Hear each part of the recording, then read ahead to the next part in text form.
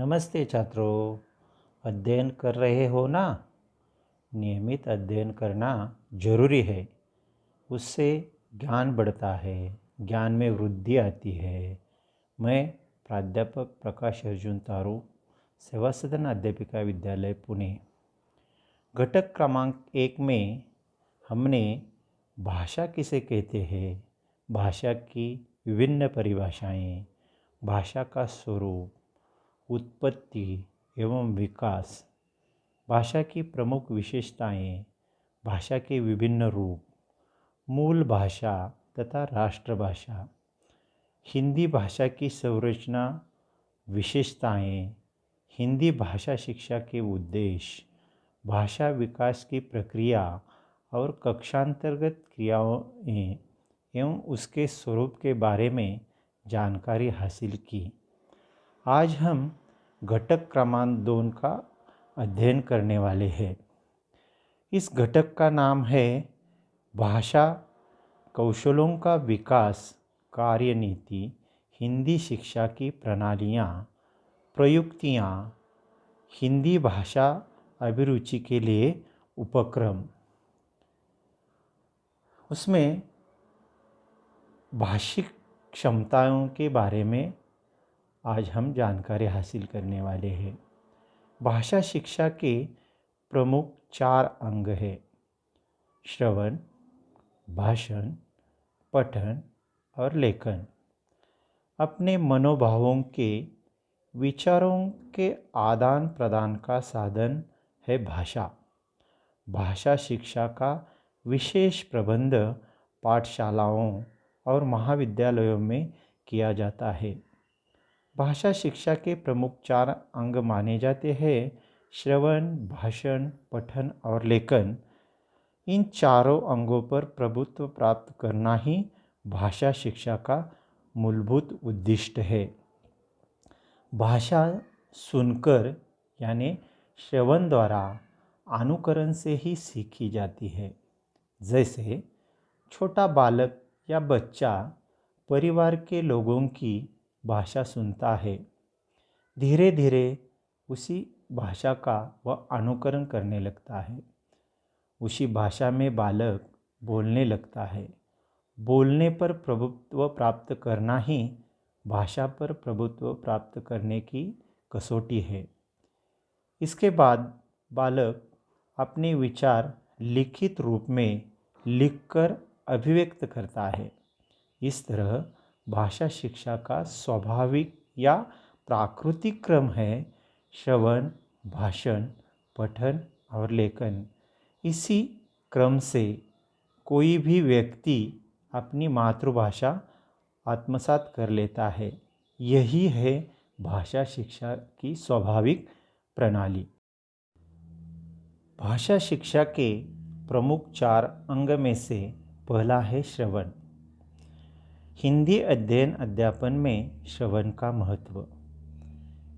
क्या क्या सुनते हैं, क्यों सुनना है, कैसे सुनना चाहिए, सुनना क्यों जरूरी है। श्रवण का मतलब है सुनना। सुनने की प्रक्रिया कानों से की जाती है।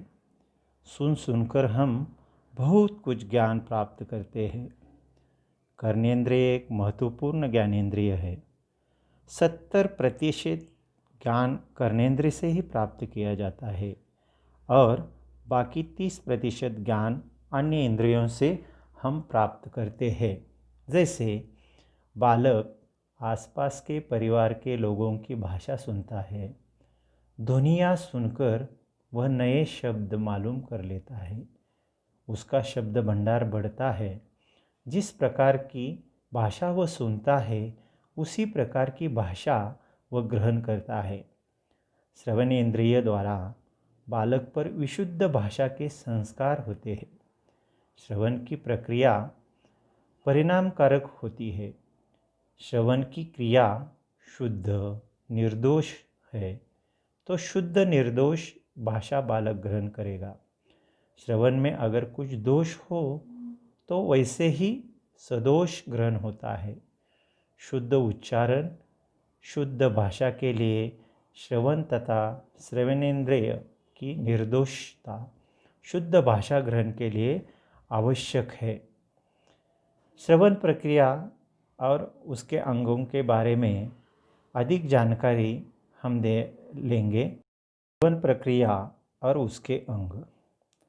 कर्नेंद्रिय की श्रवण शक्ति ही ज्ञान प्राप्ति का महत्वपूर्ण साधन है। जन्मतः अगर किसी बालक को सुनाई न देता हो, अर्थात श्रवण शक्ति का अभाव हो, तो वह बालक बोल भी नहीं सकता, वह गूंगा रहने की संभावना होती है। श्रवण शक्ति ही बोलने की क्षमता का मूलाधार है। श्रवण यानी सुनने की प्रक्रिया में जो अंग आते हैं उसकी ओर हम आते हैं। उसमें पहला जो है वह ध्यान से सुनना। यानी क्या? ध्यान से सुनना यानी अवधान केंद्रित करके लक्ष्यपूर्वक एकाग्र चित्त से वक्ता की बातें सुनना। दूसरा जो अंग है उसमें संदर्भ पर ध्यान देना। संदर्भ पर ध्यान देना यानी क्या? किसी विषय के बारे में वक्ता बोल रहा है, उसकी ओर ध्यान देना यानी वक्ता के विषय के संदर्भ के बारे में हमें ध्यान देना चाहिए। ध्वनियों का विश्लेषण करना यानी क्या? हर शब्द में ध्वनियाँ होती है, उस ध्वनियों में अर्थ छिपा रहता है, और इस प्रकार जब तक हम ध्वनियों का विश्लेषण नहीं कर सकते हैं तब तक हमें अर्थ नहीं मिलता है। यानी इसलिए ध्वनियों का विश्लेषण हमें करना चाहिए।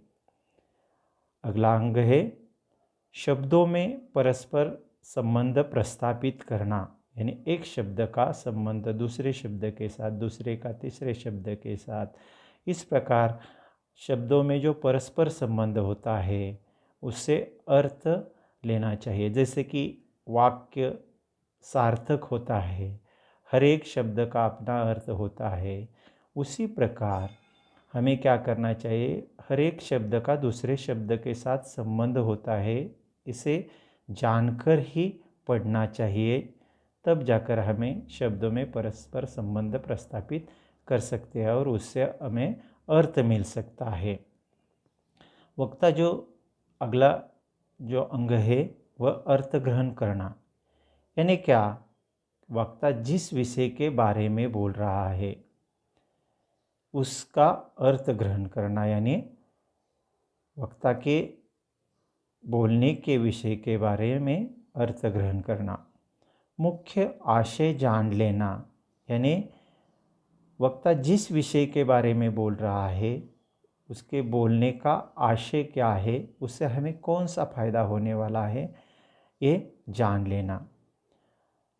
सातवां है भाषा शैली तथा शैलीगत अन्य विशेषताओं पर ध्यान देना। वक्ता कौन सी भाषा में बोल रहा है, उसकी शैलीगत विशेषताएं कौन सी है, इसके बारे में भी हमें ध्यान रखना पड़ता है। अगला अंग है आठवां वाच्यार्थ, लक्ष्यार्थ और व्यंग्यार्थ ग्रहण करना। यानी क्या? ये 3 शब्द शक्तियाँ हैं, जैसे कि अभिधा, लक्षणा और व्यंजना। इन 3 शब्द शक्तियों के बारे में हमें जानकारी हो तब ही जाकर वक्ता किस विषय के बारे में कैसे क्यों बोल रहा है ये हम जान सकते हैं। यानी शब्दों में शक्तियाँ होती है, हर एक शब्द में जो शक्ति है उसे पहचानना है तो हमें अभिधा, लक्षणा और व्यंजना शब्द शक्तियों के बारे में जानकारी होनी चाहिए। भाषा की शुद्धियाँ तथा लहज़ों पर ध्यान देना, यानी भाषा में कौन सी अशुद्ध शब्दों का प्रयोग हुआ है, कौन से अशुद्ध शब्द आने वाले हैं, तथा उनके लहज़ों पर ध्यान देना चाहिए। लहज़ों यानी क्या? बोलने का अपना ढंग होता है, यानी वक्ता किस प्रकार बोलता है, उसके बोलने का ढंग कैसा है, इसके बारे में भी हमें जानकारी होनी चाहिए। तब जाकर हम श्रवण प्रक्रिया के इन अंगों से निर्दोष श्रवण कर सकते हैं। श्रवण प्रक्रिया के शिष्टाचार। शिष्टाचार यानी शिष्टतापूर्ण आचरण और व्यवहार या दिखावटी सभ्य व्यवहार। यशस्वी श्रवण के लिए कुछ अलिखित बातें ध्यान में रखी जाए। जब कोई बोल रहा हो तो सुनने वाले को कुछ कृतियाँ अवश्य करनी चाहिए, तो कुछ कृतियाँ टालनी चाहिए। श्रवण प्रक्रिया के शिष्टाचारों में पहला जो शिष्टाचार है वह वक्ता का कथन ध्यान से सुने। ध्यान से सुनना यानी क्या? किसी प्रकार की गड़बड़ी नहीं करना, आवाज़ नहीं करना, कोलाहल तनिक भी नहीं होना चाहिए। शांतिपूर्णता से वक्ता जो बोल रहा है वह हमें सुनना चाहिए। श्रवण प्रक्रिया के शिष्टाचारों में दूसरा जो है वो वक्ता के बीच में रोकना नहीं चाहिए। वक्ता को बीच में रोकना नहीं चाहिए। यानी क्या करना नहीं चाहिए? बीच बीच में नहीं बोलना चाहिए और उनका खंडन नहीं करना चाहिए। वक्ता के विचारों का खंडन नहीं करना चाहिए। श्रवण प्रक्रिया के शिष्टाचारों में तीसरा शिष्टाचार जो है वह वक्ता के पास ही ध्यान दे। यानी क्या करना चाहिए? वक्ता किस विषय के बारे में बोल रहा है, क्यों बोल रहा है, उससे मुझे कौन सा फ़ायदा होने वाला है, ये अवधानपूर्वक सुनना, यानी वक्ता के पास ही ध्यान देना। अगला है वक्ता के बारे में आदर की भावना रहना। यानी वक्ता जो कुछ बोल रहा है उसके बारे में आदर के भाव या भावनाएं रखना। पांचवा है वक्ता के बोलने में योग्य प्रतिसाद देना। यानी वक्ता जिस विषय के बारे में बोल रहा है उसमें उसे प्रतिसाद देना। जैसे जी हाँ, बहुत अच्छे, अच्छा, वाह, अरे वाह, ऐसे करके हम क्या कर सकते हैं? वक्ता के बोलने में योग्य प्रतिसाद दे सकते हैं। श्रवण प्रक्रिया के शिष्टाचारों में अगला और छठा शिष्टाचार जो है प्रसंग के अनुरूप चेहरे पर आनंद, दुख, आश्चर्य इस प्रकार के भाव दिखाना। वक्ता जिस विषय के बारे में बोल रहा है उस विषय के अनुकूल हमें क्या करना चाहिए कि सुखद अनुभव हो तो आनंद, दुखद अनुभव हो तो दुख की भावना हमारे चेहरे पर होनी चाहिए, आश्चर्य हो तो आश्चर्य की भावना होनी चाहिए। यानी प्रसंग जिस प्रकार का होता है उसके अनुरूप चेहरे पर आनंद, दुख या आश्चर्य के भाव हमें भी दिखाने चाहिए। यानी हमें वक्ता के विचारों में समरस होना चाहिए। उसी के बाद सातवां जो श्रवण प्रक्रिया का शिष्टाचार है वह वक्ता के वैशिष्ट्यपूर्ण बोल, महत्वपूर्ण मुद्दों को कॉपी में लिख लेना चाहिए। यानी इस प्रकार जब हम श्रवण प्रक्रिया के शिष्टाचार का पालन करते हैं तो वक्ता का भाषण प्रभावी बन सकता है। वक्ता उत्स्फूर्तता से हमें बता सकता है और एक दूसरे का आदर हम कर सकते हैं। यानी श्रवण प्रक्रिया में शिष्टाचारों का महत्व बहुत ही बड़ा है, इससे हमें प्रतीत होता है। श्रवण प्रक्रिया में शिष्टाचार का महत्व जितना महत्वपूर्ण होता है उसी प्रकार श्रवण करते समय क्या न किया जाए इसकी ओर भी हमें ध्यान देना चाहिए। कोई व्यक्ति अपने से बात कर रहे है तो अस्वस्थता से हलचल, जैसे मुंह पर नाराज़ी, पैर हिलाना आदि बातें नहीं करनी चाहिए। 2. वक्ता को पीठ दिखाना, दूसरी तरफ देखना आदि जैसी घटनाएं नहीं करनी चाहिए। वक्ता का कथन बीच में रोककर स्वयं ही न बोले। चौथा है वक्ता के कथन से कुछ भी संबंध नहीं या नाराज़ी नहीं दिखानी चाहिए। आलस्य, जामयी देना, ऊब गए ऐसे भाव भाषण के दरमियान न दिखाएं। छठा है, वक्ता का भाषण समाप्त होने के पहले ही निकल जाना या उनको धन्यवाद दिए बगैर निकल जाना अनुचित लगेगा। इस प्रकार श्रवण करते समय हमें इन बातों की भी ओर ध्यान देना चाहिए कि ये बातें हम टाल सकते हैं। संक्षेप में इस प्रकार अयोग्य बातें टालने से और पथ्य पालने से श्रवण परिणामकारक होगा। अब हम श्रवण के उद्देश्यों के बारे में जानकारी हासिल करेंगे। हम श्रवण क्यों करते हैं या क्यों सुनते हैं, उसके पीछे कोई ना कोई उद्देश्य होता ही है। जैसे हमें श्रवण इसलिए करते हैं कि उसके पीछे उद्देश्य है, जैसे ज्ञानार्जन, मनोरंजन, सर्जन, समीक्षा, यह श्रवण के प्रमुख उद्देश्य है।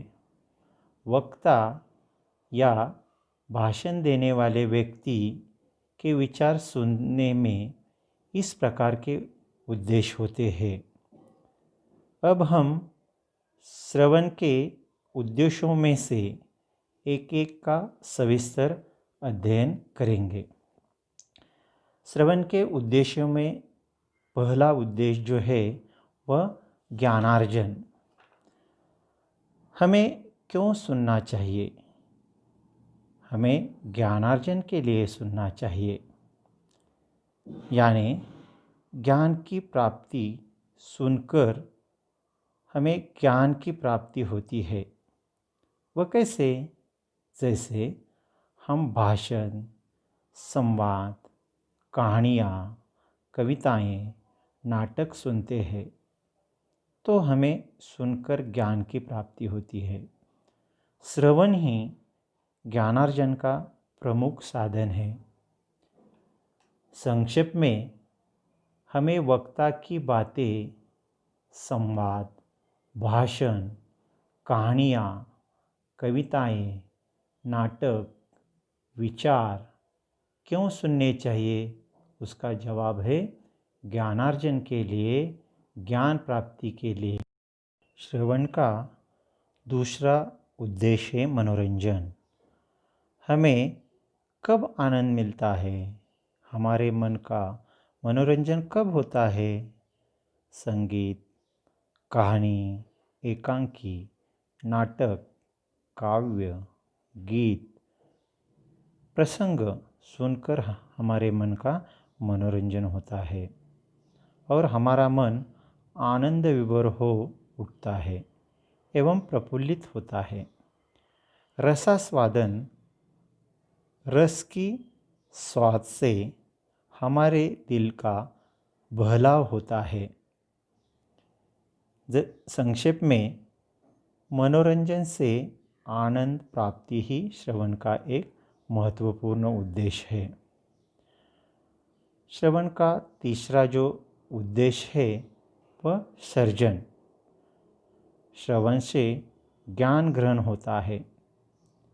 जैसे ही ज्ञान का विकास होता है उसी के साथ साथ विचार शक्ति एवं तर्क शक्ति का भी विकास होता है। ज्ञान के कारण श्रोता को यानी सुनने वालों को अपने नए विचारों को अभिव्यक्त करने की प्रेरणा मिलती है। संक्षेप में सर्जन से नए विचार निर्माण होते हैं, विचारों की अभिव्यक्ति करने की प्रेरणा मिलती है। प्रतिभा या सृजनशीलता ही नवनिर्माण की प्रेरणा होती है, जिससे नई नई बातों का सर्जन होता है। अगला और चौथा जो श्रवण का उद्देश्य है वह समीक्षा। सुनते समय हम यानी श्रोता या सुनने वाले श्रवण करते समय विचारों की सुसंगति, क्रमबद्धता का ज्ञान प्राप्त करते हैं। हमें यानी सुनने वालों को वक्ता के भाषण में या विचारों में आने वाले गुण तथा दोषों की परख करना आसानी से आता है। परिणाम स्वरूप हमें यानी सुनने वालों को, श्रोताओं को समीक्षा की, आलोचना की शक्ति का विकास होता है।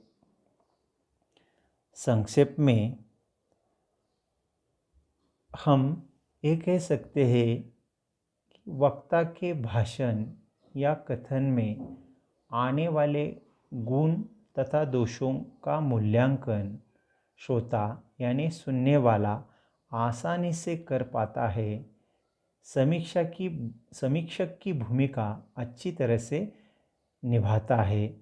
इसे ही समीक्षा कहा जाता है। श्रवण के उद्देश्यों में पांचवा और आखिरी उद्देश्य है भाषा विकास की पूर्व तैयारी। श्रवण कौशल से ही उच्चारण का ढंग, लहजा आदि बातों का ज्ञान होता है। जैसे वक्ता की बातें बार बार सुनकर ही श्रोता समुचित एवं प्रभावी उच्चारण कला पर प्रभुत्व प्राप्त कर लेता है। बार बार सुनकर या उसका अनुकरण करके उच्चारण करना शुद्ध भाषा बोलने के लिए अनिवार्य है।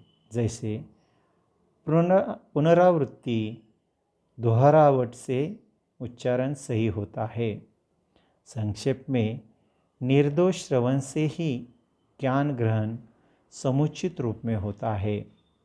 निर्दोष श्रवण से भाषण, पठन, लेखन में शुद्धता आती है।